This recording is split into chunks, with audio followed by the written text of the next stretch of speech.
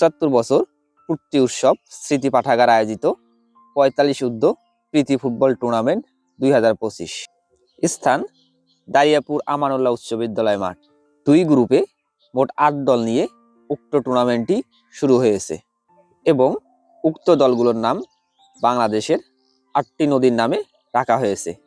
Group বিতে রয়েছে পদ্মা একাদশ, ঘাঘট একাদশ, মানস একাদশ, করতোয়া একাদশ এবং গ্রুপ এতে রয়েছে মেঘনা একাদশ, ব্রহ্মপুত্র একাদশ, যমুনা একাদশ ও তিস্তা একাদশ।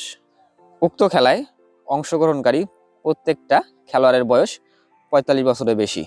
নদী শুধু জলধারা নয়, নদী মানে জীবন, ইতিহাস আর সভ্যতার গল্প। সেই নদীগুলোকে রক্ষা করার অঙ্গীকার থেকেই এই আয়োজন। এই টুর্নামেন্টে প্রত্যেকটা গোল, প্রত্যেকটা পাস আর প্রতিটি জয় একটি বার্তা দেয়, নদী বাঁচলে বাঁচবে দেশ, বাঁচবে মানুষ। খেলার উত্তেজনার মাঝেও থাকছে সচেতনতার ডাক, নদী দখল নয়, নদী দূষণ নয়, নদী হোক আবার মুক্ত, নদী হোক আবার প্রাণবন্ত। নদীর নামে দল, নদী রক্ষার শপথ, এই হোক আমাদের খেলাধুলার সত্যিকারের জয়।